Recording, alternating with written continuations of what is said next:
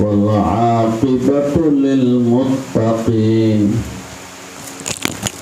والصلاة والسلام على سيد المرسلين وخاتم النبيين وعلى آله وأصحابه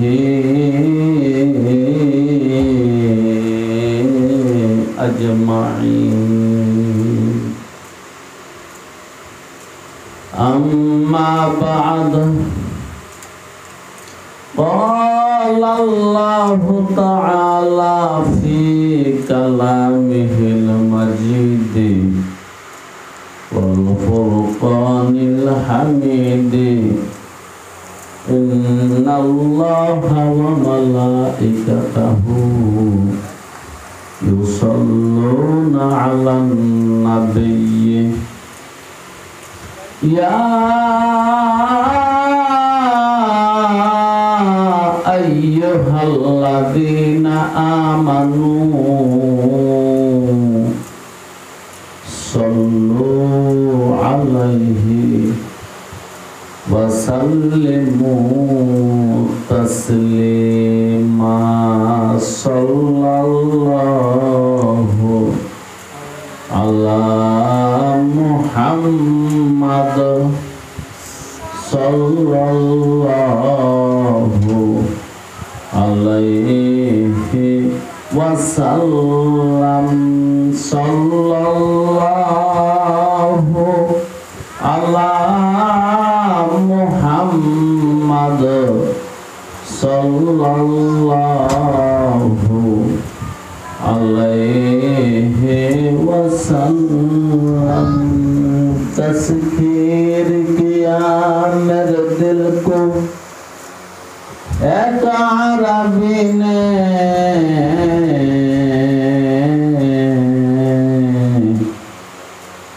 मक्की मदनी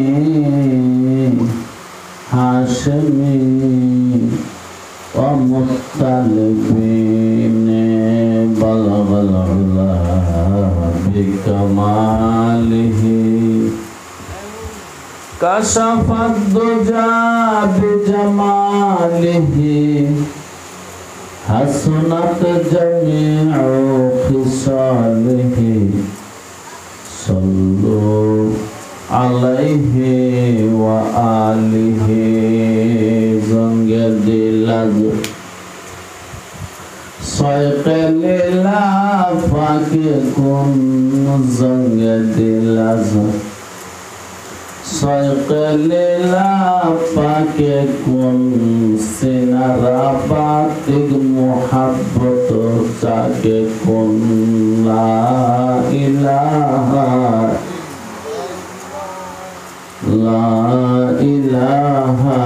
इल्लल्लाह ला इलाहा इल्लल्लाह ला इलाहा इल्लल्लाह ला इलाहा इल्लल्लाह ला इलाहा इल्लल्लाह ला इलाहा इल्लल्लाह ला इलाहा इल्लल्लाह ला इलाहा इल्लल्लाह ला इलाहा इल्लल्लाह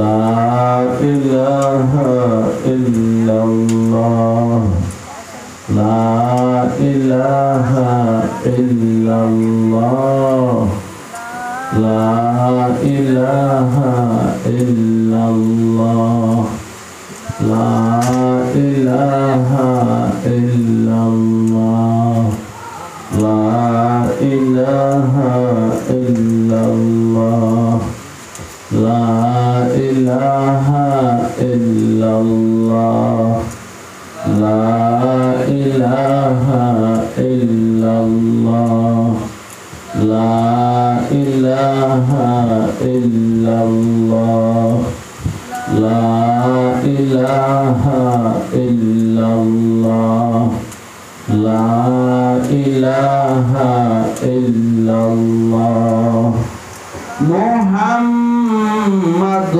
Rasulullah sallallahu alaihi wa ala alihi wa ashabihi ajma'in.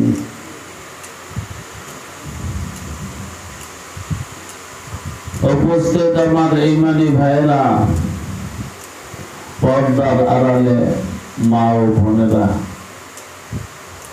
আল্লাহ রাব্বুল আলামিন আমাদেরকে মানুষ করে দুনিয়াতে পাঠাইলেন জনাবে মুহাম্মদুর রাসূলুল্লাহ সাল্লাল্লাহু আলাইহি ওয়াসাল্লামের উম্মত করে পাঠাইলেন।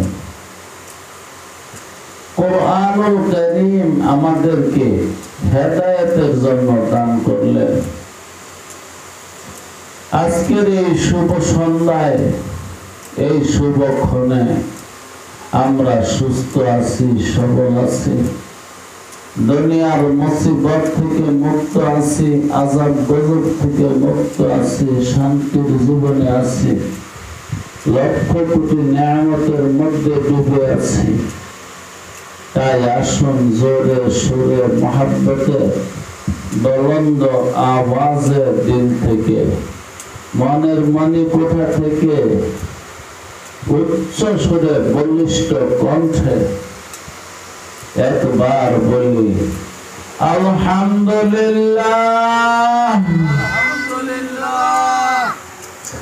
আউযু বিল্লাহি মিনাশ শাইতানির রাজীম, বিসমিল্লাহির রহমানির রহিম, রব্বানা ওয়াবআথ ফীহিম রাসূলাম মিনহুম ইয়াতলু আলাইহিম আয়াতিকা ওয়া ইউআল্লিমুহুমুল কিতাবা ওয়াল হিকমাতা ওয়া ইউযাক্কিহিম ইন্নাকা আনতাল আজিজুল হাকীম। সাদাকাল্লাহুল মাওলানাল আযীম ওয়া সাদাকা রাসূলুহুন নাবিয়্যুল কারীম ওয়া নাহনু আলা যালিকা মিনাশ শাহিদিনা ওয়াশ শাকিরিনা। আসসালাতু ওয়াসসালামু আলা সাইয়্যিদিল মুরসালিনা ওয়া আলা আলিহি ওয়া আসহাবিহি আজমাইন। আজকে আশ্বিন মাসের 12 তারিখ 1431 সন, রবিউল আউয়াল মাসের 24 তারিখ 1446 হিজরি, 28 সেপ্টেম্বর 2024। এখনো আমাদের মাঝে ওই মাসটি রয়ে গেছে যে মাসে জন্মগ্রহণ করেছিলেন আখিরি জমানার নবী মুহাম্মদ আরবি সরওয়ারে কায়নাত, সরদারে দুজাহা, খাতামুল আম্বিয়া, ইমামুল মুরসালিন, সাদিকুল মাসদুক, আবুল কাসিম, খায়রুল বাশার, খায়রুল বারিয়া সাল্লাল্লাহু আলাইহি ওয়াসাল্লাম। রবিউল আউয়াল মাসের 12 তারিখ সোমবার দিন আল্লাহর নবী মুহাম্মদুর রাসূলুল্লাহ ভূমিষ্ঠ হয়েছিলেন। আজও সেই মাস রয়ে গেছে, আজকে 24 তারিখ। তাই জনাবে মুহাম্মদুর রাসূলুল্লাহ সাল্লাল্লাহু আলাইহি ওয়াসাল্লাম সম্পর্কে কিছু কথা বলার নিয়ত করছি। লা ইলমা লানা ইল্লা মা আল্লামতানা ইন্নাকা আনতাল আলিমুল হাকিম। রব্বানা ওয়াবআথ ফীহিম রাসূলাম মিনহুম ইয়াতলু আলাইহিম আয়াতিকা। রব্বি জিদনি ইলমা। রব্বি ইশরাহ লি সাদরি ওয়া ইয়াসসির লি আমরি ওয়াহলুল উকদাতাম মিন লিসানি ইয়াফকাহু কওলি। রব্বি ইয়াসসির ওয়া লা তুআসসির ওয়া তাম্মিম আলাইনা বিল খায়র। আল্লাহর নবী মুহাম্মদুর রাসূলুল্লাহ দুনিয়াতে আসবেন, এই সংবাদ আগের সমস্ত কিতাবে দেওয়া আছে। যত ওহী দুনিয়াতে নাযিল হয়েছে, যত পয়গম্বর দুনিয়াতে আসছেন, সমস্ত পয়গম্বররা বলে গেছেন আল্লাহর হাবিব মুহাম্মদুর রাসূলুল্লাহ জীবন দুনিয়ার শেষ সময়ে আসবেন। তিনি শেষ নবী, তিনি আখিরি নবী, তিনি পরে কোনো আর নবী নাই। আল্লাহর নবী মুহাম্মদুর রাসূলুল্লাহ সাল্লাল্লাহু আলাইহি ওয়াসাল্লাম একটা দৃষ্টান্ত দিয়ে বলছেন যে একজন মানুষ এক জায়গায় দেখতে পাইল বিশাল সুন্দর একটা অট্টালিকা।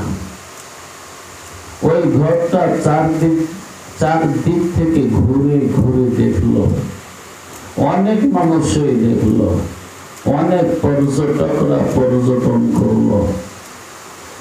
সবাই শুধু যাওয়ার সময় একটা কথা মন্তব্য করে যায় যে ঘরটা তো অনেক সুন্দর হয়েছে, কিন্তু এত সুন্দর ঘরে একটু ফাঁকা রয়ে গেছে। এখানে যদি আরেকটা ইট বসায়া জায়গাটা লেট দিয়ে দিত, বিল্ডিংটার মধ্যে কোনো দোষ থাকতো না, ত্রুটি থাকতো না, বিচ্ছুতি থাকতো না। তো ঘরটার মধ্যে ত্রুটি রয়ে গেছে, ওই ঘরের মধ্যে একটু ছিদ্র আছে, ফাঁকা আছে। আল্লাহ রাব্বুল আলামিন সেই ছিদ্রটা, সেই ফাঁকাটা বন্ধ করলেন আমি মুহাম্মদকে দুনিয়াতে পাঠাইয়া। ওই ঘরটা ছিল নবুয়তের ঘর। ওই ঘর পুরাটাই পরিপূর্ণ হয়ে গেছে, শুধু একটা ইটের জায়গা ফাঁকা ছিল। আমি মুহাম্মদ সেই ফাঁকা জায়গাতে বসে গেছি। আল্লাহ আমাকে পাঠাইয়া সেই ছিদ্রটা পরিপূর্ণ করে দিয়েছে। নবুয়তের ঘর পরিপূর্ণ হয়ে গেছে, ইলমে ওহী পরিপূর্ণ হয়ে গেছে। অতএব আমার পরে আর কোনো নবী আসবে না, কোরআনের পরে আর কোনো কিতাব আসবে না। আমি সর্বশেষ নবী, আমি আখিরি নবী। কিতাব কোরআন সর্বশেষ কিতাব। এই কিতাবের পরে আর কোনো কিতাব আসবে না, এই শরীয়তের পরে আর কোনো শরীয়ত আসবে না। এই প্রেসক্রিপশনের পরে নতুন কোনো প্রেসক্রিপশন আসবে না। জনাবে মুহাম্মদুর রাসূলুল্লাহ উম্মতের শেষ ডাক্তার, আল্লাহ রাব্বুল আলামিনের বান্দাদের শেষ চিকিৎসা করবার জন্য আখিরি নবীকে দুনিয়াতে পাঠিয়ে গেছেন। আখিরি নবী দুনিয়াতে আসবেন, এটার প্রার্থনা ইব্রাহিম খলিলুল্লাহ করেছিলেন।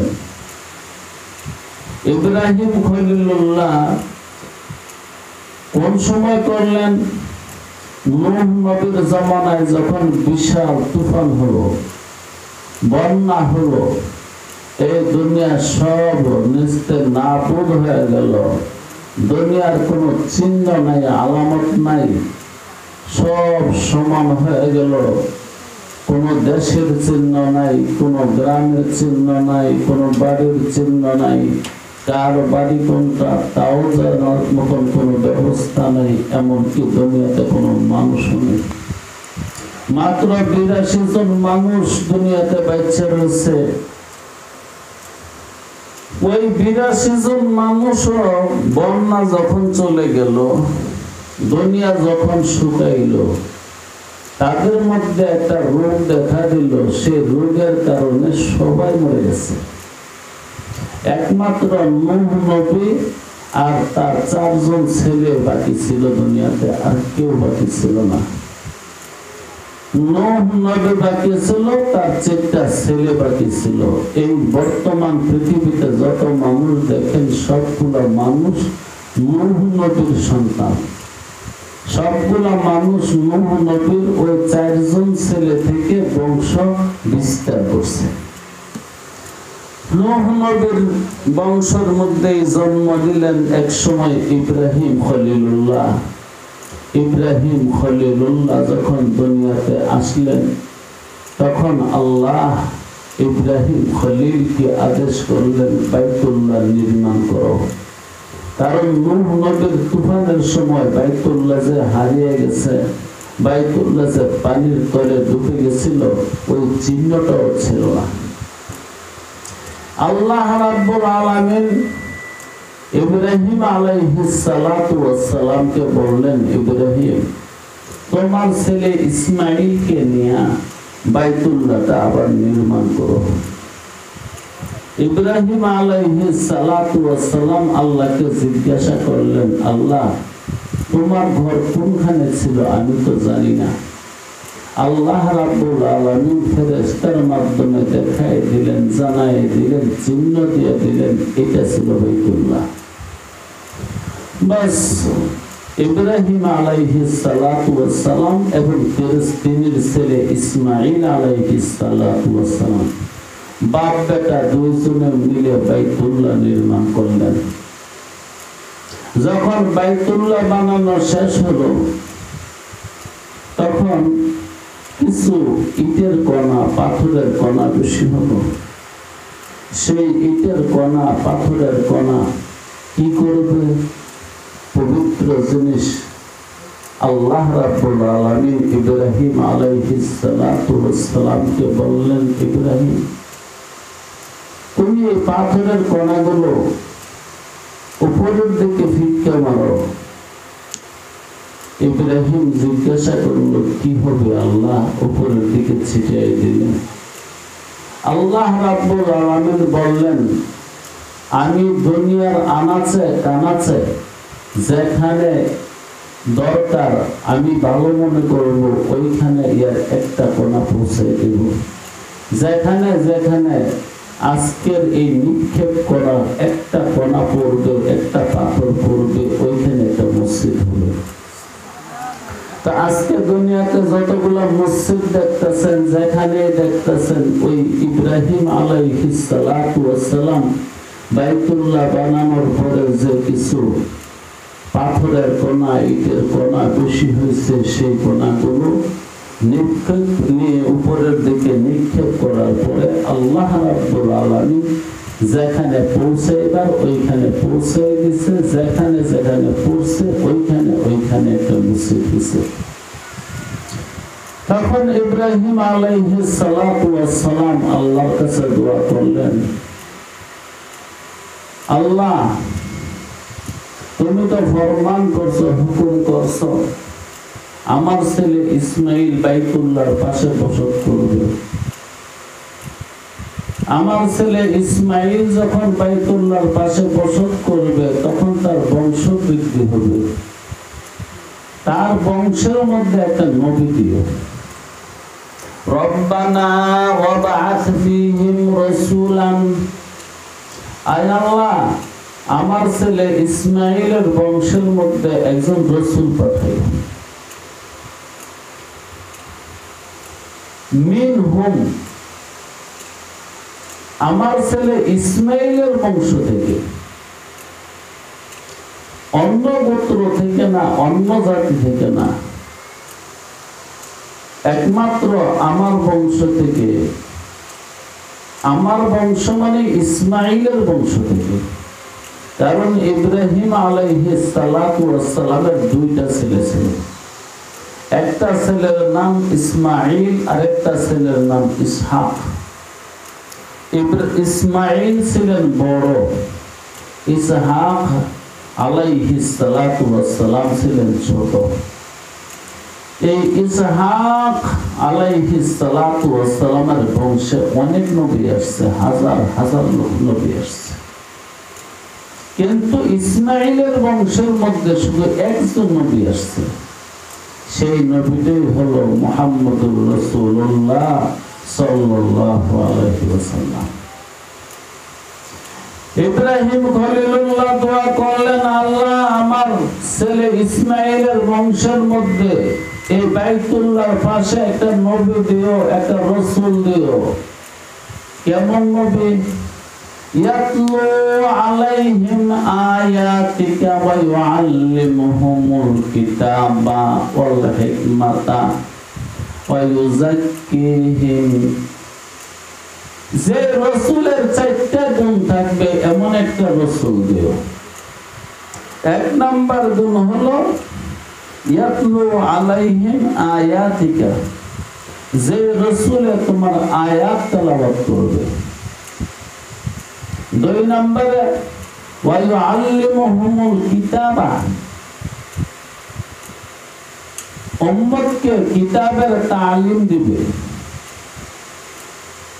ওয়াল হিকমাতা, হিকমতের তালিম দিবে, হিকমত শিক্ষা দিবে, কোরআন কিতাব শিক্ষা দিবে। ওয়া ইউযাক্কিহিম, এবং তার জাতিকে, তার উম্মতকে সে পবিত্র করবে, তাজকিয়া করবে।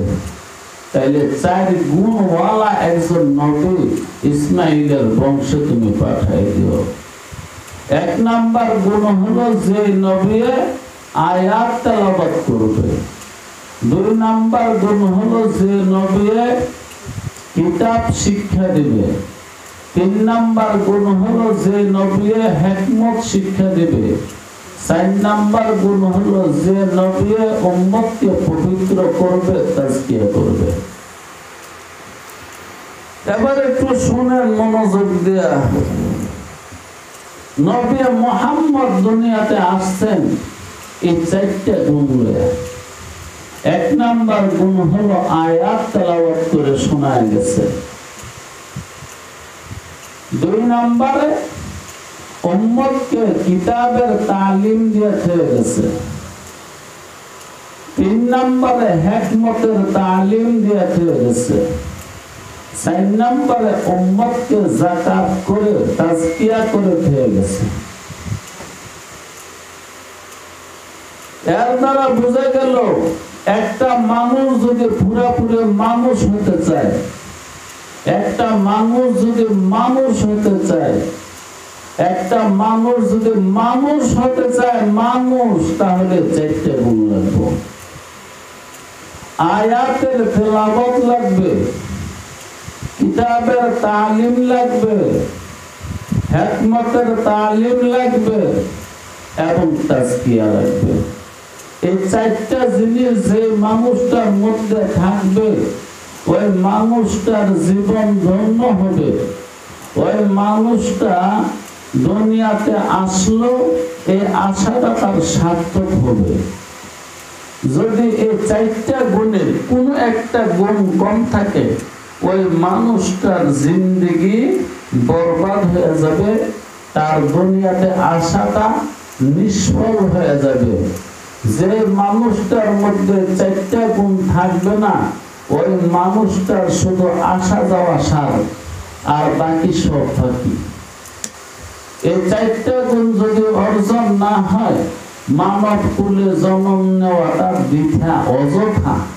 এই চারটা গুণ অর্জন হয়েছে তার মানব কুলে জন্ম নেওয়া অর্থবহ হয়েছে, যথাযথ হয়েছে, অযথা হয় নাই, কাজে লাগছে জীবন। তো আসেন একটু শুনি এই চারটা জিনিস কি, একটু ব্যাখ্যা করে শুনি। এক নম্বরে ইয়াতলু আলাইহিম আয়াতিকা। ও আল্লাহ, ইসমাইলের বংশের মধ্যে এমন একজন রাসূল দিও যে রাসূলে আয়াত তেলাওয়াত করে শোনাবে। এই কোরআনুল কারীমের মধ্যে ৬৫০০ মতন আয়াত আছে। একটা কৌল মশহুর আছে, প্রসিদ্ধ আছে যে 6666টা আয়াত আছে। এই ব্যাপারে যদিও উম্মতের মতানৈক্য আছে, কিন্তু মূল কিতাবের মধ্যে কোনো মতানৈক্য নাই। মূল কিতাব ঠিক আছে। আয়াত অনেক সময় কোনো আলেমরা 2 আয়াতকে 1 আয়াত বলছে, কোনো সময় 1 আয়াতকে 2 আয়াত বলছে। এই জন্য গণার মধ্যে কম বেশি আছে, কিন্তু তেলাওয়াতের মধ্যে কম বেশি নেই। গণার মধ্যে এদিক সেদিক আছে, কিন্তু কোরআনের মূল বর্ণ সংখ্যা, মূল সূরার সংখ্যা সব কিছু ঠিক আছে। আয়াত কম বেশি এটা হলো, মনে করেন বড় একটা বাক্য, বড় একটা জুমলা, ওইটাকে 2 ভাগ করছে, বাস আয়াত 2টা হয়ে গেছে। এরকমের কিছু আয়াতকে, যেগুলা বড় বড় আয়াত, ওইগুলোকে যদি 2 ভাগ করা হয় তাহলে আয়াতের সংখ্যা বেড়ে যায়। আবার কিছু কিছু ছোট 2 আয়াতকে যদি 1 আয়াত বানায় ফেলায় তাহলেও আয়াতের সংখ্যা কমে যায়। তো মোট কথা হলো, আমাদের কোরআনুল কারীমের মধ্যে 114টা সূরা আছে। দুনিয়ার সমস্ত হাফেজরা একরকমই পড়তেছে, তেলাওয়াতের মধ্যে কোনো বেশকম নাই। আরব থেকে আজম পর্যন্ত, বাইতুল্লাহ থেকে আমাদের গ্রাম পর্যন্ত সমস্ত আলেমরা, সমস্ত হাফেজরা এক সমানই পড়ে। পড়ার মধ্যে কোনো বেশকম নাই। আয়াতের গণার মধ্যে বেশকম থাকতে পারে। কেমনে বেশকম ওইটা আমি বলছি, যে বড় আয়াতকে ভাঙলে কিছু আয়াত বাইরে যায়, আবার কিছু ছোট আয়াতকে 2 থেকে 3 থেকে একত্র করে ফেললে আয়াতের সংখ্যা কমে যায়। কিন্তু মূল মতনের মধ্যে কোনো কম বেশি নেই। বাইতুল্লাহ শরীফের ইমামে যতটুকু কোরআন পড়ে, মদিনা শরীফের ইমামে অতটুকু কোরআনই পড়ে। তাম দুনিয়ার সমস্ত হাফেজরা, আলেমরা, ইমামরা এক সমানই পড়ে। তো আমরা যে কিতাবকে পড়ি এটা হলো তেলাওয়াত। তেলাওয়াত করা মানে পাঠ করা। আমরা আল্লাহ পাকের আয়াতকে পাঠ করি। আয়াতের সংখ্যা 6000-এর উপরে। ধরে নেন 6500 আয়াত আছে কোরআনুল কারীমের মধ্যে। তো নবী আলাইহিস সালাতু ওয়াস সালাম উম্মতকে 6500 আয়াত তেলাওয়াত করে শোনাইছে। এখনো যারা হাফেজ আছেন তারা মানুষকে রমজান মাসে তারাবির মধ্যে ওই 6500 বা 6666টা আয়াত তেলাওয়াত করে শোনায়। এটাই হলো তেলাওয়াত। তেলাওয়াত শব্দের অর্থ হলো পাঠ করা। তা আমরা আয়াতকে পাঠ করি, যেমন আলহামদুলিল্লাহি রাব্বিল আলামিন। আমি কোরআনুল কারীমের একটা আয়াত পাঠ করলাম, কোরআনুল কারীমের একটা আয়াত তেলাওয়াত করলাম। যারা পারেন তেলাওয়াত করতে তারা অনেক দামি মানুষ। দুনিয়ার মানুষের কাছেও দামি, আল্লাহ রাব্বুল আলামিনের কাছেও দামি। আল্লাহর কিতাবকে যারা তেলাওয়াত করে তারা দামি মানুষ। সবার কাছে এই নাম আছে। জিন্ন, ইনস, সমস্ত মাখলুকের কাছে নাম আছে। যেখানে কোরআন তেলাওয়াত করা হয় বাইরে ওইখানে কোনো বিপদ থাকে না। যেখানে কোরআন তেলাওয়াত হয় ওইখানে কোনো মুসিবত থাকে না। যেখানে আয়াত তেলাওয়াত করা হয় ওইখানে কোনো আযাব গজব থাকে না। যেখানে আয়াত তেলাওয়াত করা হয় ওইখান থেকে আযাব গজব দূর হয়ে যায়। এই জন্য দয়া করে নিজের সন্তানকে আয়াত তেলাওয়াত করা শেখান, নিজেও কোরআন তেলাওয়াত করা শিখেন, আয়াত তেলাওয়াত করা শিখেন। এর দ্বারা আপনি জবানের হক আদায় করলেন। আল্লাহ রাব্বুল আলামিন আপনাকে জবান দিয়েছেন আল্লাহ রাব্বুল আলামিনের আয়াত তেলাওয়াত করার জন্য। যে ব্যক্তির জবান দিয়ে আল্লাহর কোরআনের আয়াত তেলাওয়াত করলো না, ওই মানুষটা তার জবানের হক আদায় করলো না। যে মানুষটা আল্লাহর আয়াত তেলাওয়াত করলো না, ওই মানুষটা তার জবানের হক আদায় করলো না। আল্লাহ রাব্বুল আলামিন আমাকে জবান দিলেন, আমাকে ভাষা দিলেন, আমাকে জিহ্বা দিলেন, সুন্দর করে কথা বলার তৌফিক দিলেন, শক্তি দিলেন। দিছিলেন মূল কারণ হলো তুমি আমার আয়াতকে তেলাওয়াত করবা। এজন্য যারা আজ তেলাওয়াত শিখেন নাই, আয়াতের তেলাওয়াত নাই, আয়াতের তেলাওয়াত পারেন না, তারা তাড়াতাড়ি আয়াতের তেলাওয়াত শিখেন। নয়তো রোজ হাসরে আল্লাহ রাব্বুল আলামিন জিজ্ঞাসা করবে, তোমাদের কাছে তো এমন নবী পাঠাইছি যে নবী তোমাদেরকে আয়াত তেলাওয়াত করে শোনাইছে, তুমি কি আয়াত পারো? তুমি কি আয়াত তেলাওয়াত করছো? তুমি কি আয়াত তেলাওয়াত শিখছো? এই সওয়ালটা, এই প্রশ্নটা আল্লাহ রাব্বুল আলামিন করবেন।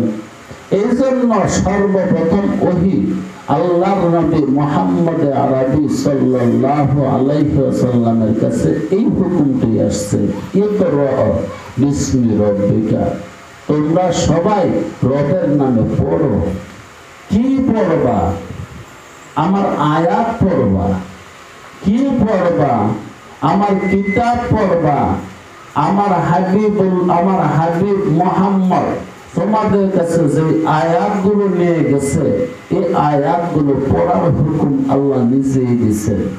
অতএব যারা এখনো পড়ি না, পড়া শিখছে না, পড়ার ধারদারিরা, পড়ার কাছেও যাই না, পড়ার জন্য চেষ্টাও করি না, বাইরে মুসিবতে আছেন, বিপদের মধ্যে আছেন। আল্লাহ আপনাকে বানাইয়া এই গান গাওয়ার জন্য আর গজল গাওয়ার জন্য আর সারাদিন রাজনীতির বক্তৃতা করার জন্য, পরের বিপদ শেখায়ের বদনাম করার জন্য দুনিয়াতে পাঠায় নাই। আল্লাহ আপনাকে ভাষা দিয়া দুনিয়াতে পাঠাইছে আল্লাহর কিতাবের আয়াত তেলাওয়াত করার জন্য। আমি আসার পথে দেখলাম মানুষের কত সুন্দর সুন্দর ঘর বাড়ি।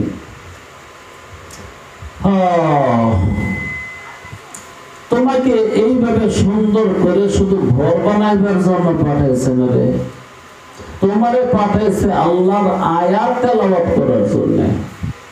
তোমার ছেলেকে তুমি বিদেশ পাঠিয়ে দিলা, টাকা আনো। তোমার ছেলেকে তুমি ব্যবসায় লাগাই দিলা, ব্যবসা করো, টাকা আনো। কিন্তু তুমি তোমার ছেলেকে আয়াত তেলাওয়াত করাইলে না। তোমার ছেলেকে তুমি আয়াত তেলাওয়াত করতে হবে এটা বুঝাইছো না, শুধু একটা সবকে শিখাইছো। টাকা লাগবে, পয়সা লাগবে, অর্থ লাগবে, সম্পদ লাগবে, সম্পত্তি লাগবে, বাড়ি লাগবে, ঘর লাগবে, কিন্তু দুষ্ট একবারও কইলে না নিজের ছেলেকে নিজের মেয়েকে শুধু সম্পদ দেওয়া হবে না, এর পাশাপাশি আল্লাহ রাব্বুল আলামিনের আয়াত লাগবে। আল্লাহ এরকম মা বাবা কমে আছে যা তার সন্তানকে কানে কানে বলছে, তার সন্তানকে ডেকে ডেকে বলছে, বাবারে সম্পদ কম হইলেও চলবে কিন্তু আয়াত তেলাওয়াত করতে হবে।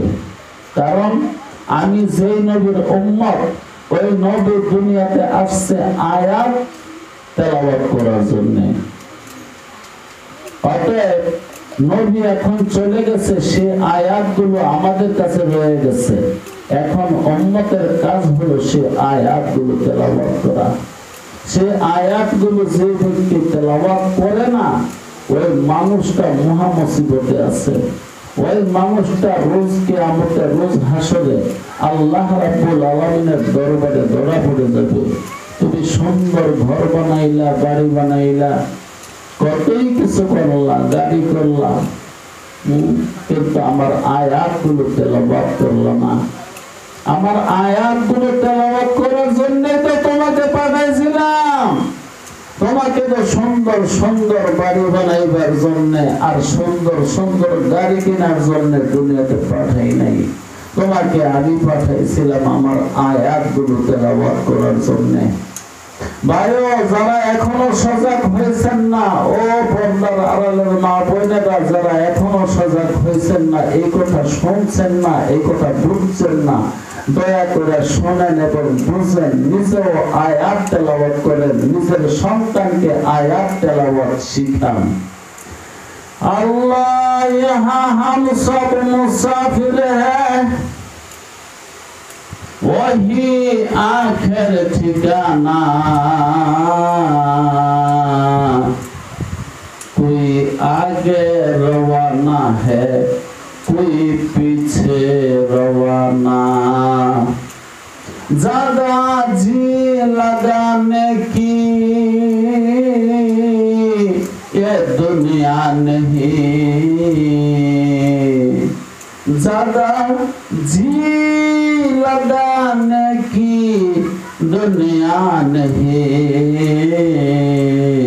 ये इबरत की जा है तमाशा नहीं, ये इबरत की जा है तमाशा नहीं, ये इबरत की जा है तमाशा नहीं। অন্তর দিয়া দুনিয়া কামাই করার জন্য, মন দিয়া দুনিয়া কামাই করার জন্য, জীবন যৌবন দিয়া দুনিয়া কামাই করার জন্য আমারে পাঠাইনি রে ভাই। আমারে পাঠাইছে আল্লাহ আয়াত তেলাওয়াত করার জন্য। ভাই, ধরা পড়ে যাইবেন, ধরা পড়ে যাইবেন, মুসিবতে পড়ে যাইবেন। এই দুই আনার চার আনার জিন্দেগি শেষ হয়ে গেছে, শেষ হয়ে যাবে। কতক্ষণ আছে তার ঠিক নাই, ঠিকানা নাই, গ্যারান্টি নেই। কিন্তু মালিকের আয়াত শিখছিনি, মালিকের আয়াত তেলাওয়াত করছিনি, এই সওয়ালটা মালিক জিজ্ঞাসা করবে, এই প্রশ্নটা মালিক করবে। করে যে পাঠাইছিলাম আমার আয়াত দুনিয়াতে দিয়া, তুই কি আয়াতের তেলাওয়াত করছিলি? তোর ছেলে মেয়েকে আয়াত পড়াইছিলি? তোর বংশকে তুই আয়াত শিখাইছিলি? তোর আশেপাশের মানুষকে আয়াত শিখাইছিলি? এই সওয়ালগুলো আমাদেরকে করবে। বাইরে ভীষণ কথাবার্তা, অত্যন্ত জ্বালাময় কথাবার্তা। যদি আপনাদের অন্তরে কোনো জ্বালা নাই, যদি আপনাদের মনে কোনো দুঃখ নাই যে আমার ছেলে আয়াত তেলাওয়াত করতে পারে না, আমার মেয়ে আয়াত তেলাওয়াত করতে পারে না, আমি নিজেও কোনো আয়াত তেলাওয়াত করতে পারি না, এই জন্য আপনাদের কোনো দুঃখ নাই। বাইরে যার দুঃখ আছে সে শিখে নিচ্ছে, যার জ্বালা আছে সে শিখে নিচ্ছে, যার বুঝ আছে সে শিখছে। মন দিয়া, প্রাণ দিয়া, জান দিয়া আল্লাহ রাব্বুল আলামিনের আয়াতকে তেলাওয়াত করা শিখে নিচ্ছে।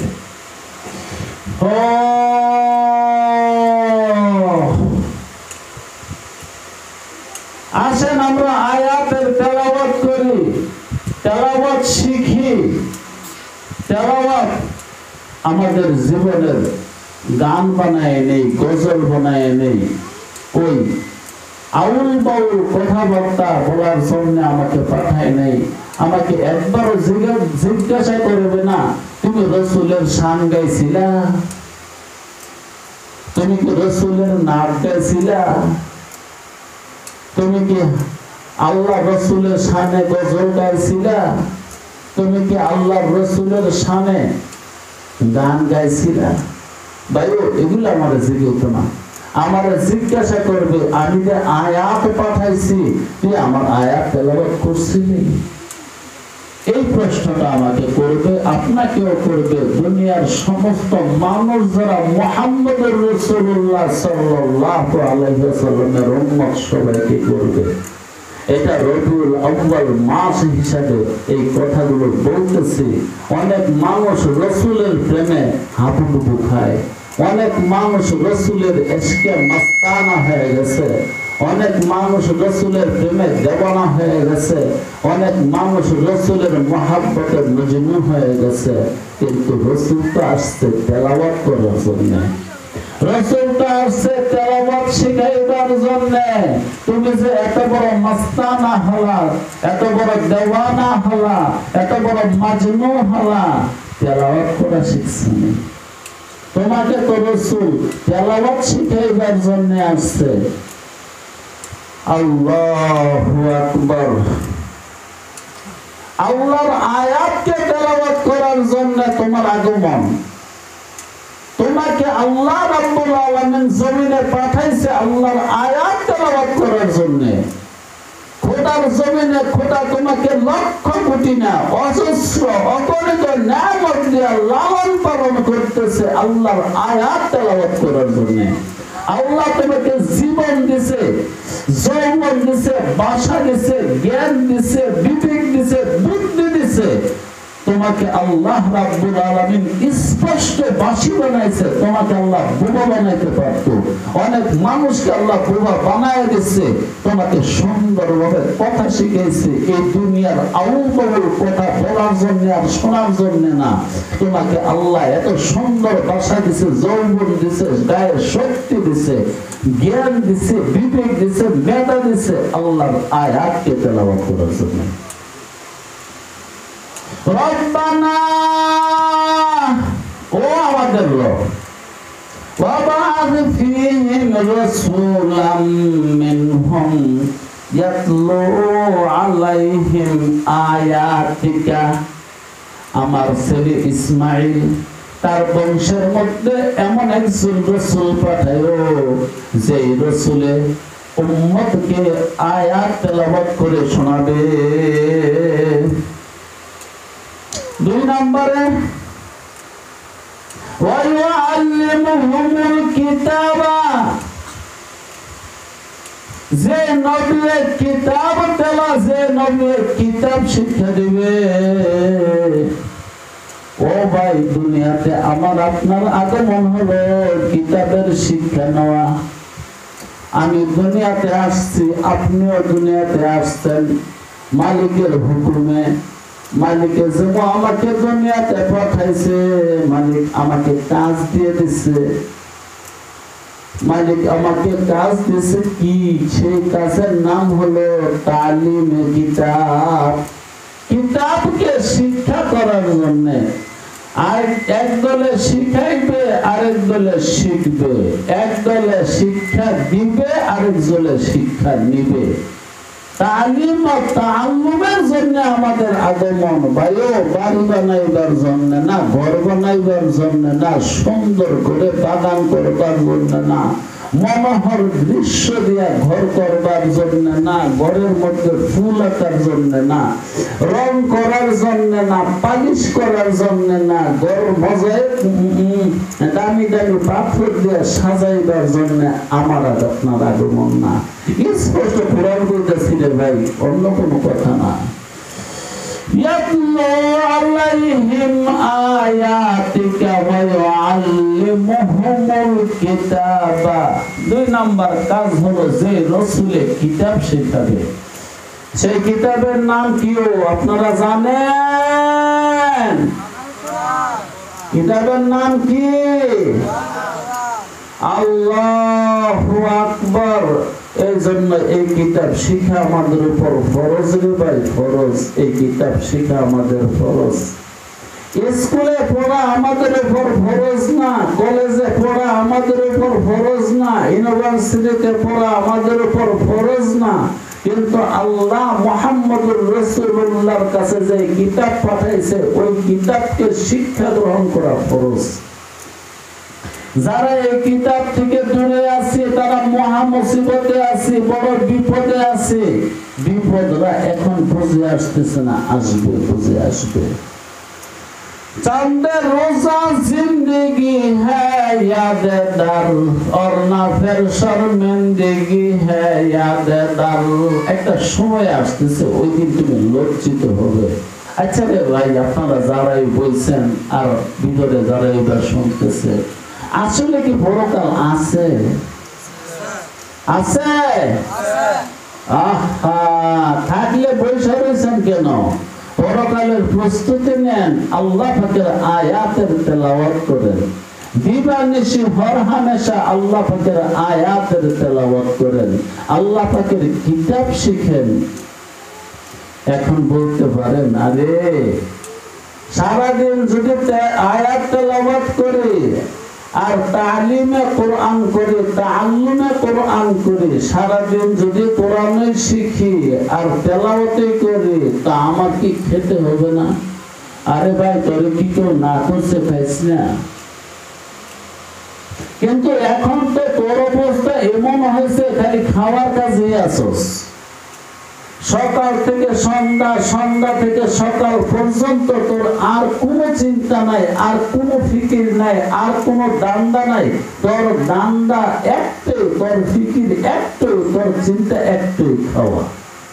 সকাল থেকে সন্ধ্যা পর্যন্ত খাওয়ার চিন্তা, সন্ধ্যা থেকে সকাল পর্যন্ত খাওয়ার চিন্তা, কেবল খাওয়ার চিন্তা, কেবল খাওয়ার চিন্তা, কেবল খাওয়ার চিন্তা।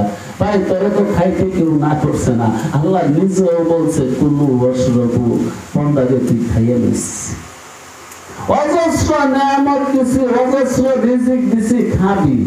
আর বাকি সময়টা আমার আয়াতের তেলাওয়াত করবি, বাকি সময়টা আমার আয়াতের তেলাওয়াত করবি, আর আমার কিতাবকে শিখাই দিবি, আমার কিতাবকে শিক্ষা গ্রহণ করবি। আল্লাহ জি, একটু বুঝে,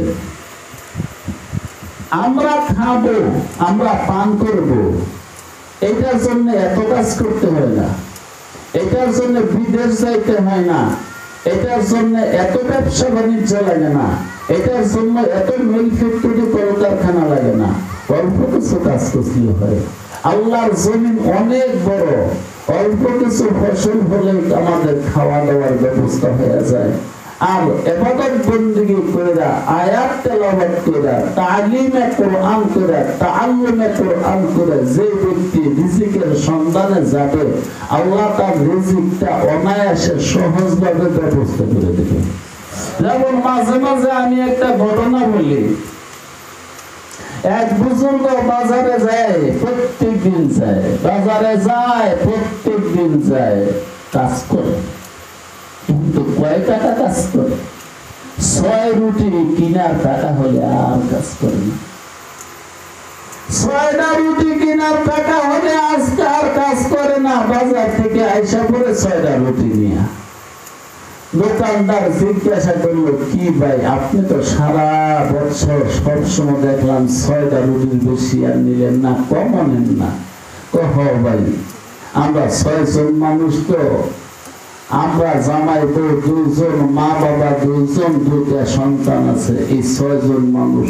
যে কারণে আমি 6টা রুটি কিনি আর বাজারে এসে কাজ করি। 6 রুটির কাজ হইলে, 6 রুটির পয়সা হইলে, 6 রুটির উপযুক্ত 6 রুটি কিনা যাবে এমন কিছু পয়সা আমার হাতে আসলে 6টা রুটি কিনে আমি সোজা বাড়িতে চলে যাই।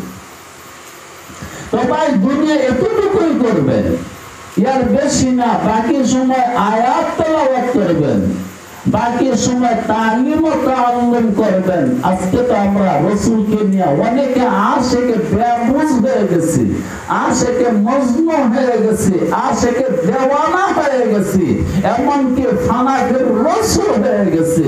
কিন্তু তারে সারা দিন যদি পিটানো হয়, একটা আয়াত তেলাওয়াত করতে পারবে না। তারে যদি বুঝ বলা হয় কোরআন শিখছনি, তখন সে এটা পারে না। ভাই, বিপদে আছে, ওই মানুষটাও বিপদে আছে। রাসূলের প্রেমে ফানা হয়ে গেছে, রাসূলের প্রেমে দেওয়ানা হয়ে গেছে, রাসূলের প্রেমে মজনু হয়ে গেছে, রাসূলের প্রেমে সে জ্ঞান হারায় কি করতেছে না করতেছে, কিন্তু আল্লাহর আয়াত তেলাওয়াত করে না।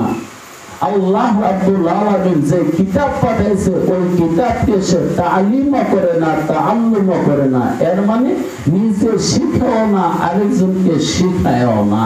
তো আপনার রাসূল মুহাম্মদ, আপনার রাসূল মুহাম্মদ, আপনার নবী মুহাম্মদ তো দুনিয়াতে আসছে রে ভাই আয়াত তেলাওয়াত করার করার জন্য। আপনার নবী তো দুনিয়াতে আসছে তালিমে কোরআনের জন্য। আপনি কি শুরু করলেন এসব? এগুলো পাইলেন কই? শিখাইলো কে? দেখাইলো কে? বুঝাইলো কে? কেন আপনি এত বেবুঝ হয়ে গেলেন? যেখানে কোরআন রয়ে গেছে ওইখানে কোরআন ছেড়ে দিয়া আপনি আবার কি নিয়ে ব্যস্ত হইলেন?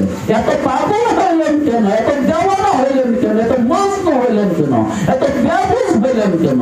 অথচ কোরআন বলতেছে ইয়াতলু আলাইহিম আয়াতিকা। আল্লাহ আমার ছেলে ইসমাইলের বংশে একটা নবী ভালা পাঠাইও, একটা রসুল পাঠাইও, যে রসুলে আয়াত তেলাওয়াত করবে। ও ভাই, রসুল যেটা করছে আমরা কি অন্যটা করলে চলবো?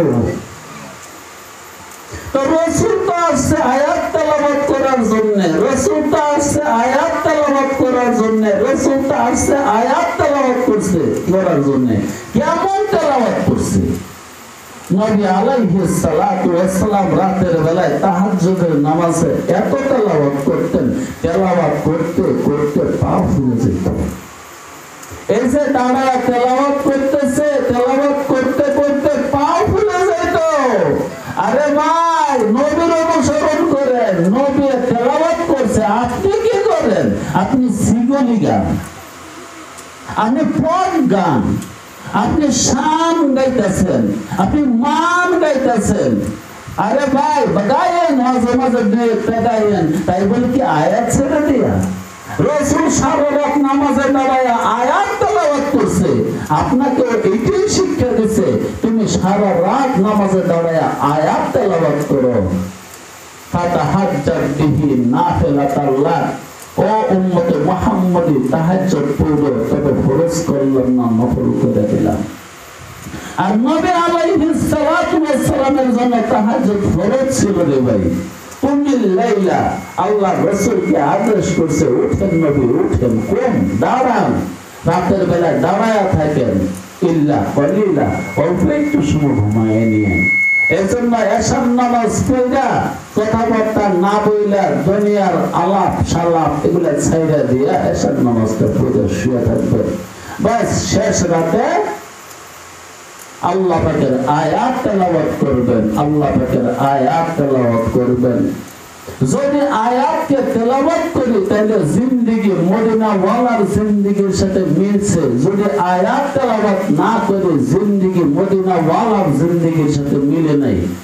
আমি যদি তালিম ও তাআল্লুমে ব্যস্ত থাকি, মানে কিতাবকে শিখতাছি আর শিখাইতাছি, এই কাজে যদি ব্যস্ত থাকি, আমার জিন্দেগি মদিনা ওয়ালার জিন্দেগির সাথে মিলছে। যদি আমি তেলাওয়াত এবং তালিমের মধ্যে ব্যস্ত না হয়, আমার জীবন মদিনা ওয়ালার জিন্দেগির সাথে মিলছে না। ক্বালা রাসূলুল্লাহ সাল্লাল্লাহু আলাইহি ওয়াসাল্লাম বুইস্তু মুআল্লিমান। আল্লাহর নবী বলেন, আল্লাহ তো আমাকে দুনিয়াতে পাঠাইছে রে ভাই শিক্ষক হিসেবে, শিক্ষকতা করার জন্য। অতএব রাসূল শিক্ষক হইয়া 100 লক্ষ মানুষকে কিতাব শিখিয়ে গেছে, যাদেরকে আমরা সাহাবা বলি। আল্লাহ রসুলের সাহাবাদের সংখ্যা 100 লক্ষ। আল্লাহ রসুল 23 বছর জিন্দেগিতে মেহনত করে 100 লক্ষ মানুষকে কিতাব শিখিয়ে গেছে, 100 লক্ষ মানুষকে তেলাওয়াত করে শোনায় গেছে। এখন আমি তো তেলাওয়াতেরও দারদারি না, আপনি তো কোরআন শিখারও দারদারি না। ও ভাই, পেছে ফিরে যাবেন না। जैसे आया है तो वह काम करो, যে কাজে আসছো সেই কাজ করো। আমার কাজ হলো আয়াত তেলাওয়াত করা, আমার কাজ হলো তালিম ও তাআল্লুমে ব্যস্ত থাকা, আমার কাজ হলো কিতাব শিক্ষা করা, আমার কাজ হলো কিতাবকে শিখায়া দেওয়া। আর বলছি, ওই যে যদি প্রশ্ন করেন তো আমরা কি খাবো না? জি খাবেন। কতটুকু? ওই যে ওই বুজুর্গের বেড়ার মতন বাজারে যাইবেন, যখন চাল ডালের পয়সা হয়ে গেছে এসে পড়বেন। কিন্তু আমরা তো ভাই বাজারে হয়ে গেছে 24 ঘন্টা বাজারে থাকি। যদি পারতাম আরো 2 ঘন্টা নিজে বানাই লইতাম, 26 ঘন্টা করে তারপরে মেহনত করতাম, দুনিয়া আরো বানাইতাম। আল্লাহ আসল কাজ করেন, আসল কাজ, নকল কাজ ছেড়ে দেন, নিজের কাজ করেন, পরের কাজ ছেড়ে দেন। যে ব্যক্তি আসলে সত্যিকারে তেলাওয়াতে লেগে যাবে, যে মানুষটা আসলে তালিম ও তাআল্লুমে লেগে যাবে, যে কাজের জন্য মুহাম্মদুর রাসূলুল্লাহ সাল্লাল্লাহু আলাইহি ওয়াসাল্লামের আগমন, ওই কাজ যখন আপনি করবেন, জিন্দেগীর চারটা ভাত আর রুটি আল্লাহ অনায়াসে মিলাই দিব। এমন আলামত, এমন লক্ষণ, এমন বয়ান, এমন ইতিহাস, এমন ঘটনা, এমন হাদিস, এমন আয়াত অনেক অনেক অনেক অনেক। যেমন এই জায়গার বৈশে আগে বলছিলাম, আজকেও বললি, আবু হুরায়রা রাদিয়াল্লাহু তাআলা আনহু এক মুঠ খাজুর নবীজির হাতে দিলেন। রাসূল বললেন, কি চাও, কি করতাম খেজুর? আবু হুরায়রা রাদিয়াল্লাহু তাআলা আনহু বললেন, রাসূল গো, আমি আয়াত তেলাওয়াত করি। রাসূল, আমি কোরআন শিখি, যে কারণে কামাই করার সময় পাই না, বাজারে যাইবার সময় পাই না, এক মুঠ খেজুর আনছি, বরকতের দোয়া করে দেন। আল্লাহর নবী বরকতের দোয়া করে দিল। আবু হুরায়রাকে বলল, ব্যাগের ভিতর দিয়া দাও, একসাথে সবগুলা বের করো না, তোমার যখন যা দরকার একটা দুইটা করে বের করে খাইও। আবু হুরায়রা রাদিয়াল্লাহু তাআলা আনহু বলেন, আমি 30 বছর হইলাম।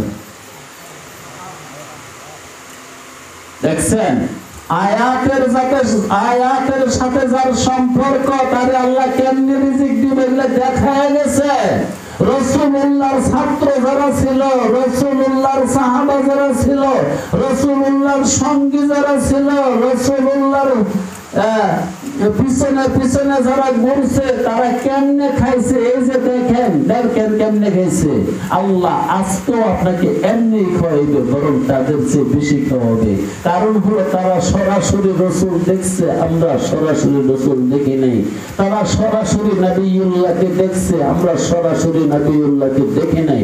তারা এমনকি জিবরাইলকে দেখছে, আমরা কোনোদিন জিবরাইলকে দেখি নাই। তারা রাসূলের সান্নিধ্য পেয়েছে, আমরা রাসূলের সান্নিধ্য পাই নাই। বাইরে রাসূলের তো এত রূপ আছে। সাহাবায়ে কেরাম বলেন, পেটে ক্ষুধা লাগলে, ক্ষুধার চোটে যখন খুব কষ্ট পাইতাম, তখন রাসূলের দরবারে চলে যেতাম। এই চেহারায় আনোয়ার, এই চেহারা, এই নূর দেখলে, এই রূপ দেখলে বস পেটের ক্ষুধা এমনি নিবারণ হয়ে যেত।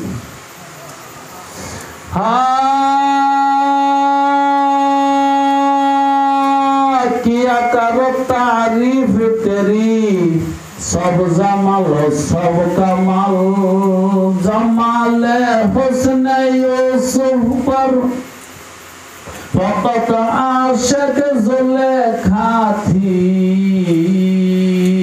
जमाल हुस्न यूसुफ पर फकत आशिक जुलेखा थी, तुम्हारे रोए रोशन पर, तुम्हारे रोए रोशन पर फिदा सारे जहानी है, फिदा सारे जहानी है, फिदा सारे जहानी है। ইউসুফের রূপ দেখা ইতিহাসে পাওয়া যায়, একটা মহিলা দেওয়ানা হয়েছে, প্রেমে পড়ছে। ও মুহাম্মদ, তোমার রূপের কারণে শুধু মহিলা না, অসংখ্য পুরুষ প্রেমে পড়ে গলা দাঁড়ায় দিচ্ছে। ইউসুফের প্রেমে পড়ে মহিলারা হাত কাটছে, রূপ দেখে লেবু কাটার পরিবর্তে, আপেল কাটার পরিবর্তে হাত কেটে বলেছে। তোমার রূপ দেখে বড় বড় বেড়ারা কল্লা কেটে বলাই দিছে। ম্যাম মুহাম্মদ, কি লাগবো? জীবন লাগবো, জীবন দিব, যৌবন লাগবো, যৌবন দিব, সম্পদ লাগবো, সম্পদ দিব, যা আছে সব আপনার চরণে দিয়ে দেব। রূপ দেখে পাগল হয়ে গেছে, দেওয়ানা হয়ে গেছে, মজনু হয়ে গেছে।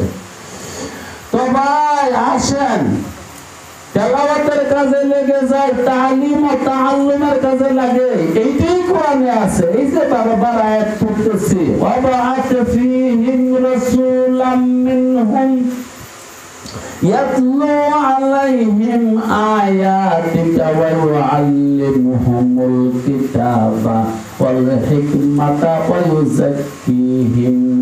ইব্রাহিম খলিল বাইতুল্লাহ বানায়া আল্লাহর কাছে দোয়া করছে, আল্লাহ গো আমার ছেলে ইসমাইলের বংশের মধ্যে এমন একটা রাসূল দিও যে রাসূলে আয়াত তেলাওয়াত করে শোনাবে, যে রাসূলে কিতাবের তালিম দিবে। আল্লাহ, এখন দেখেন তো এই দুইটা কাজ আমাদের কয়জনের মধ্যে আছে? আমিও তো মাঝে মাঝে শানে রাসূল, মানে রাসূল কিছু গজল গাই, কিছুক্ষণ আগে গাইলাম, তাই বলে তেলাওয়াত ছাইরা দিয়া আমি সর্বসময় রাসূলের গুণগান করব, এটার জন্য তো আমারে পাঠাই নাই রে ভাই। কোরআনে সরাসরি বলছে তুমি আমার আয়াত তেলাওয়াত করো। কোরআনে সরাসরি বলছে নবীজির উপর দুরূদ পড়ো, সাল্লু আলাইহি ওয়া সাল্লিমু তাসলিমা। দুরূদ ও সালাম পড়তে থাকো, তুমি পড়তে থাকো আসসালাতু ওয়াস সালামু আলা মুহাম্মদ। পড়েন আসসালাতু ওয়াস সালামু আলা মুহাম্মদ, আসসালাতু ওয়াস সালামু আলা মুহাম্মদ, আসসালাতু ওয়াস সালামু আলা মুহাম্মদ, আসসালাতু ওয়াস সালামু আলা মুহাম্মদ, আসসালাতু ওয়াস সালামু আলা মুহাম্মদ। এক হলো আয়াত তেলাওয়াত করব, আর এক হলো কিতাবের তালিম ও তাআল্লুম করব। আর কিতাবের মধ্যে হুকুম দিয়েছে আমার রাসূলের উপর সালাত ও সালাম পাঠাও। কিন্তু বাইরে কোরআনের হুকুমের বাহিরে তুমি যদি কিছু করো তাহলে কিন্তু পথ হারায়া ফেলবা, সিরাতে মুস্তাকিম তোমার ছুটে যাবে, তুমি সিরাতে মুস্তাকিম থেকে পড়ে যাবে, তখন কিন্তু তুমি জাহান্নামে চলে যাবে। যদি মুক্তি চাও, নাজাত চাও, আল্লাহর দর্শন চাও, দিদারে খোদাই চাও, যদি মুহাম্মদুর রাসূলুল্লাহর সঙ্গে জান্নাতে যাইবা চাও, তাইলে বাবা রে তুমি একটু আয়াতের সাথে সম্পর্ক করো, তুমি কিতাবের সাথে সম্পর্ক করো। তোমার সন্তানকে আয়াত শিখাও, তোমার সন্তানকে কিতাব শিখাও, তুমিও আয়াত শিখো, তুমিও কিতাব শিখো। যেটাকে বলা হয় তালিম ও তাআল্লুম। একদল মানুষের শিক্ষা দিবে আর একদল মানুষের শিক্ষা নিবে।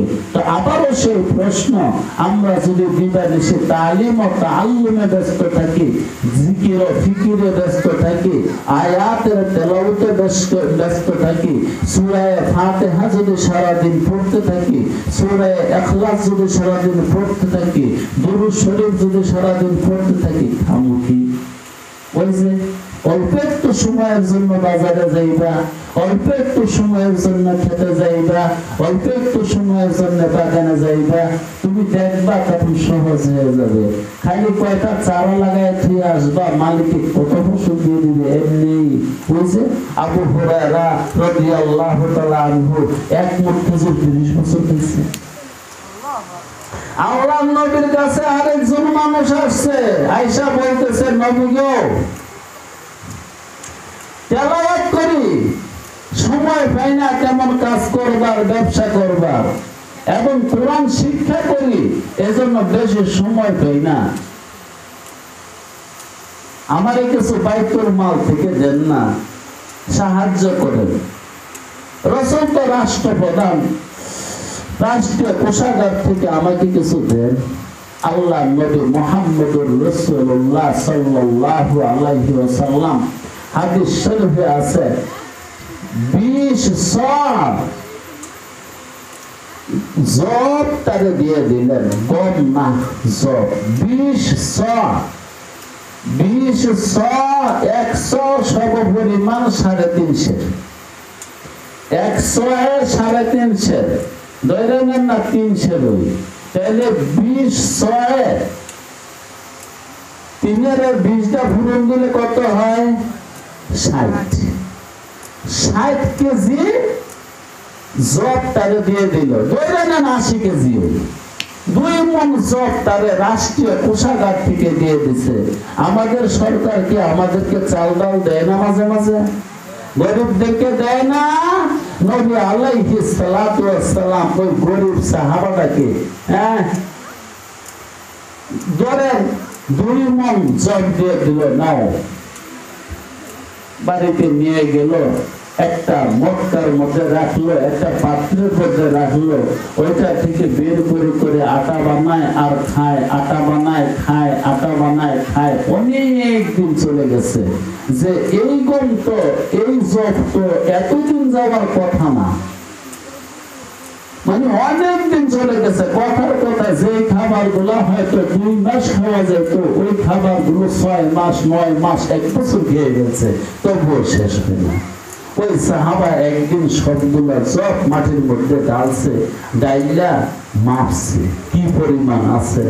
যে মাপছে, মাপার পরে থেকে আস্তে আস্তে কমা শুরু হয়েছে, একদিন শেষ হয়ে গেছে।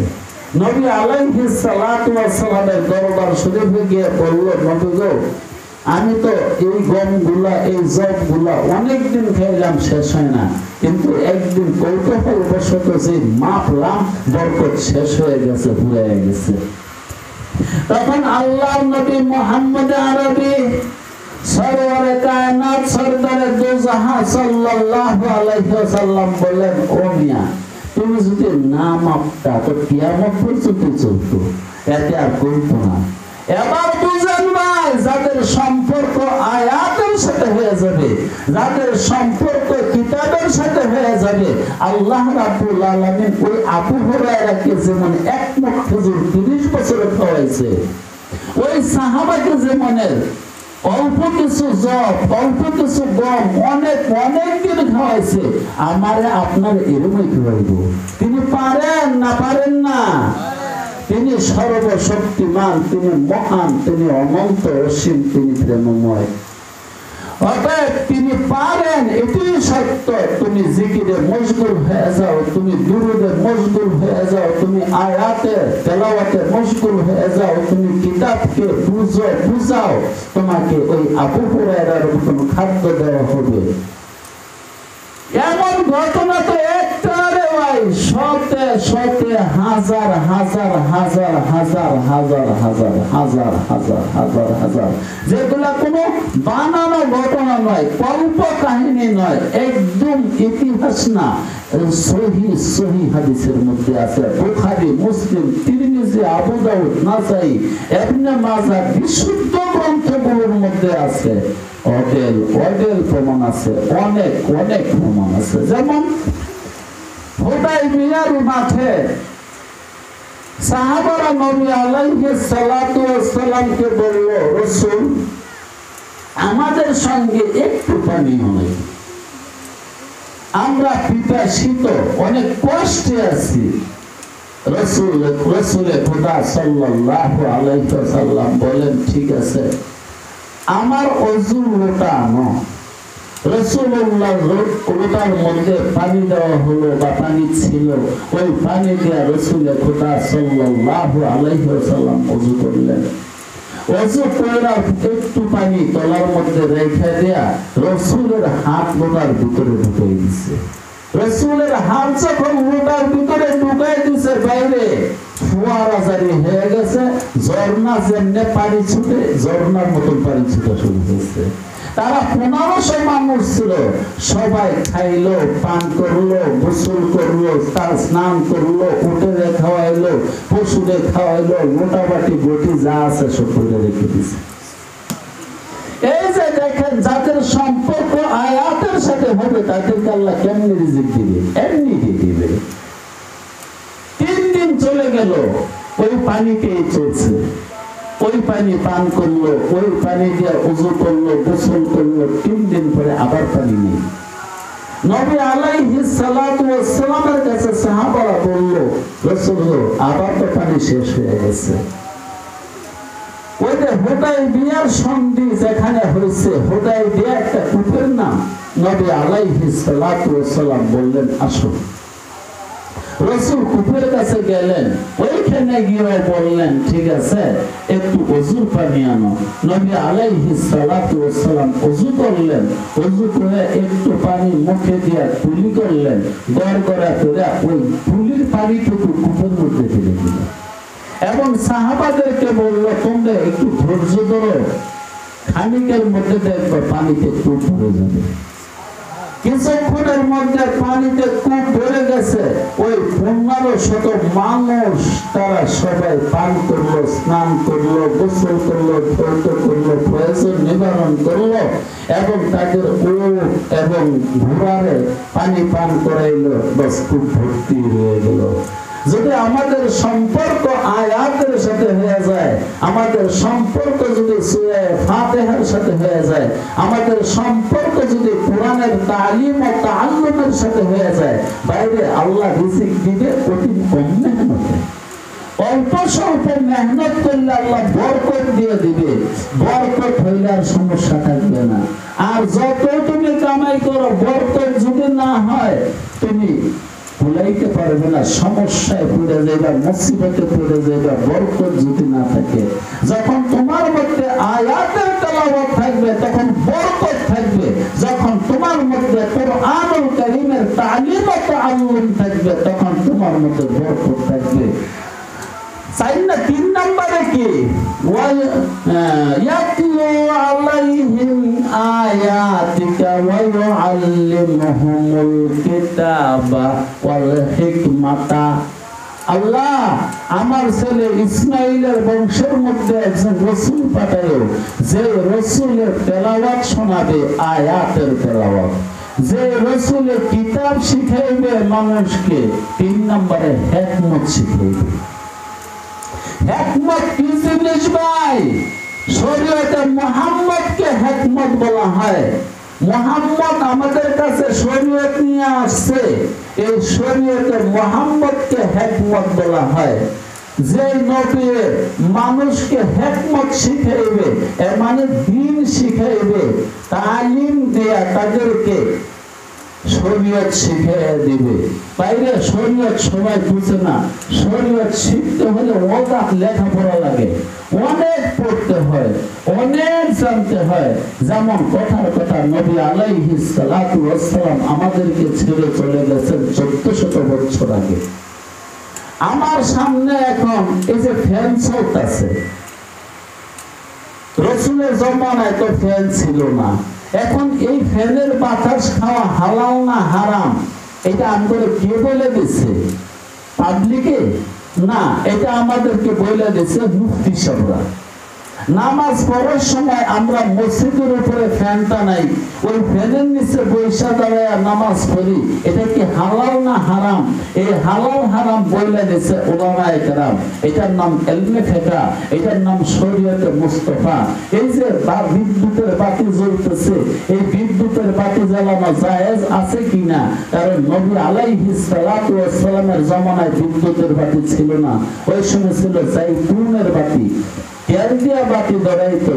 ওই যে আমার সামনে ক্যামেরা আছে, আমার সামনে কতগুলা তার আছে, আমার সামনে মাইক আছে, এগুলা রাসূলের খোদা সাল্লাল্লাহু আলাইহি ওয়াসাল্লামের জামানায় ছিল না। এখন এগুলা ব্যবহার করা হালাল না হারাম, এটা যে মানুষটা বলে দিবে, ওই মানুষটার নাম হলো মুফতি সাহেব। এই মুফতি সাহেবের ইলমটাকে হিকমত বলা হয়। আল্লাহ রাসূল তার সাহাবাদেরকে হিকমত শিখিয়ে দিয়ে গেছে। এর মানে শরীয়ত শিখিয়ে দিয়ে গেছে। শরীয়তের উসুলকে সামনে রেখা প্রত্যেক জমানায় নতুন নতুন যে সমস্যাগুলো আছে, ওই সমস্যার সমাধান হিকমত দিয়ে করা হয়। ওই সমস্যার সমাধান শরীয়ত দিয়ে করা হয়। ওই সমস্যার সমাধান ফকিররা করে, ওই সমস্যার সমাধান মুফতি সাহেবরা করে। এই জন্য আপনিও নিজে মুফতি হবেন, এটা হয়তো পারবেন না, এটা অনেক বড় কাজ। কমাস কম একটা গ্রামের মধ্যে 2-4 জন মুফতি সাহেব থাকা ফরজে কিফায়া। আমরা তো শরীয়ত কার কাছে শিখবো? সবাই তো শরীয়ত শিখা সম্ভব না, কারণ সবাই ফকিহ হওয়া সম্ভব না। অনেক উচ্চ জ্ঞান, হিকমত শিক্ষা করা অনেক উপরের জ্ঞান, অনেক হাইমার্কের জ্ঞান, অনেক লেখাপড়া করতে হয়। জীবন যৌবন দিলে তারপরে সে হিকমত শিখতে পারে। যেমন রাসূলের সাহাবাদের মধ্যে ফতোয়া দেওয়ার যোগ্যতা মাত্র 14 জন সাহাবা ছিল। বুঝতে পারছেন? আল্লাহ রাসূলের 100 লক্ষ সাহাবা সবাই তো আলেম, সবাই কম বেশি জানতো, আয়াত পারতো, কিতাব পারতো, কিন্তু ফতোয়া সবাই দিতে পারতো না। ফতোয়া দেওয়ালা সাহাবার সংখ্যা মাত্র 14 জন। মানে হিকমতওয়ালা সাহাবার সংখ্যা 14 জন।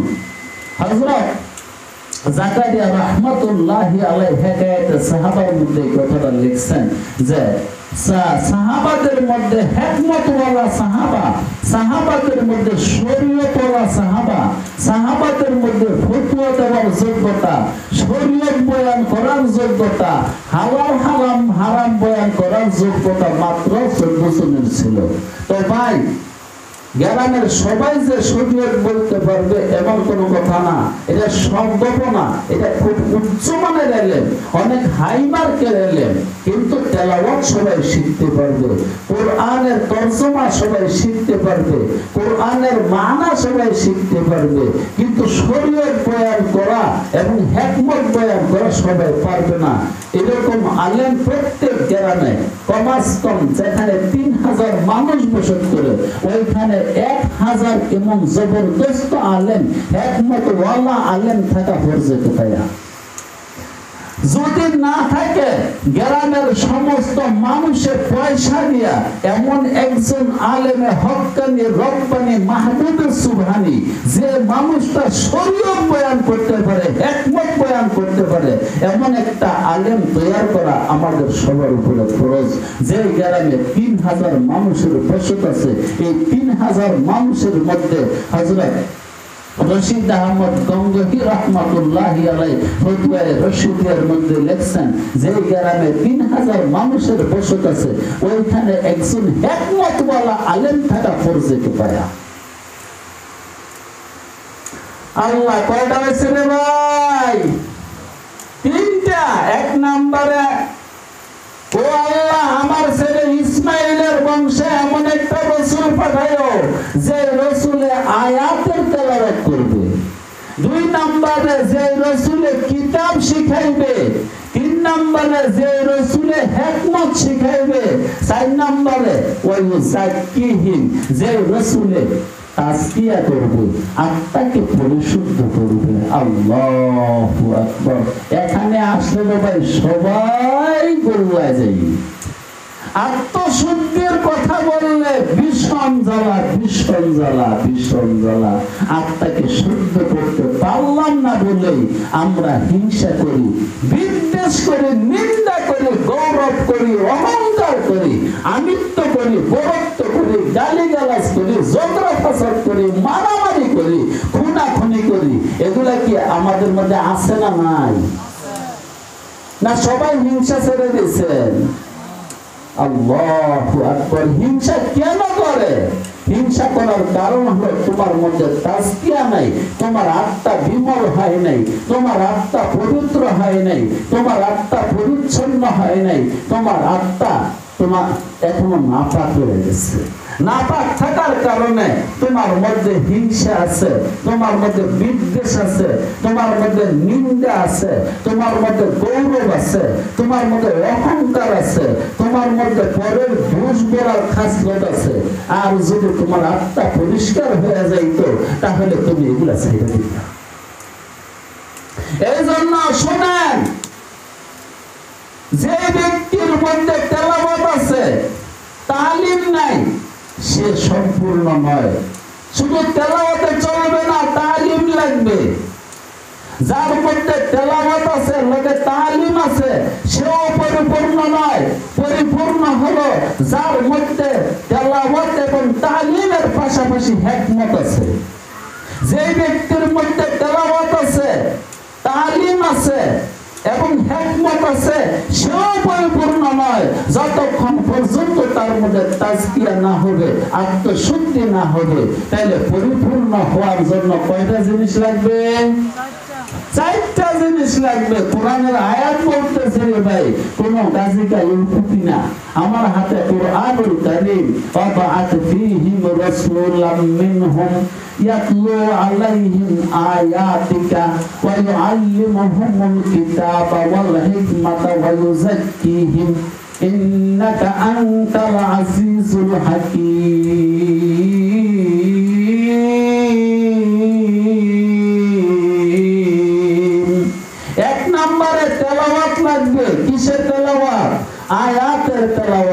2 নম্বরে তালিমে কোরআন লাগবে, 3 নম্বরে হিকমত লাগবে, এর মানে শরীয়ত ভালো করে জানতে হবে, 4 নম্বরে তাজকিয়া লাগবে, আত্মশুদ্ধি লাগবে। যে ব্যক্তির আত্মা পরিশুদ্ধ হয় নাই তার তেলাওয়াতে লাভ হবে না। যে ব্যক্তির আত্মা পরিশুদ্ধ হয় নাই তালিম ও তাআল্লুমের দ্বারা লাভ হবে না। যে ব্যক্তির আত্মা পরিশুদ্ধ হয় নাই ওই ব্যক্তির হিকমতের দ্বারাও লাভ হবে না। সব কিছু বরবাদ যাবে সর্বশেষ জিনিসটা অর্জন না করলে। তাইলে শুরু হবে তেলাওয়াত দিয়া।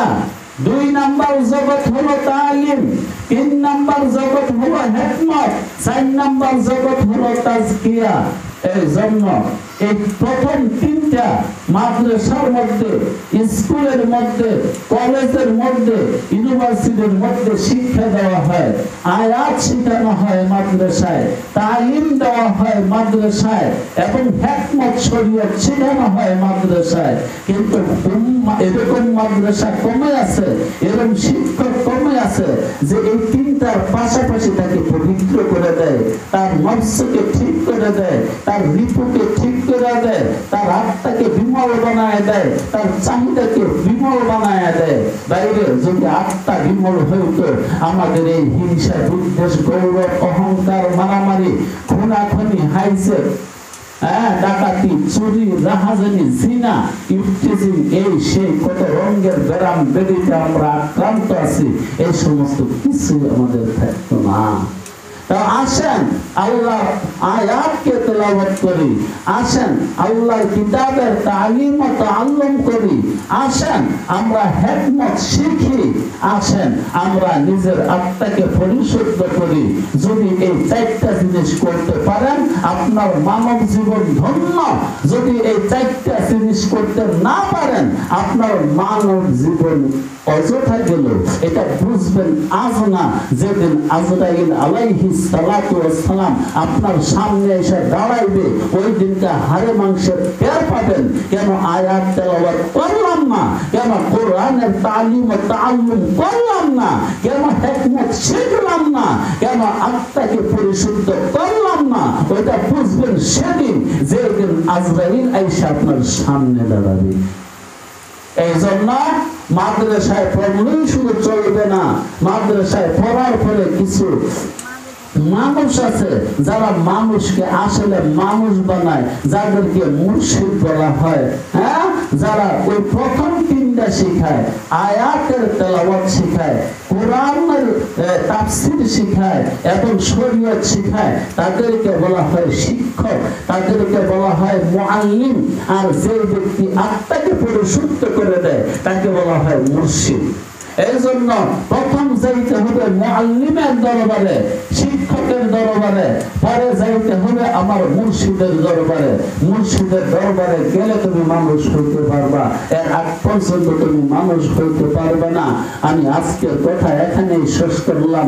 ওয়া আখিরু দাওয়ানা আনিল হামদুলিল্লাহি রাব্বিল আলামিন, ওয়াসসালাতু ওয়াসসালামু আলা নাবিয়্যিল্লাহ ওয়া আলা আলিহি ওয়া আসহাবিহি আজমাইন। আস্তাগফিরুল্লাহ রাব্বি মিন কুল্লি যামবিন ওয়া আতুবু ইলাইহি লা হাওলা ওয়া লা কুওয়াতা ইল্লা বিল্লাহিল আলিয়্যিল আযীম।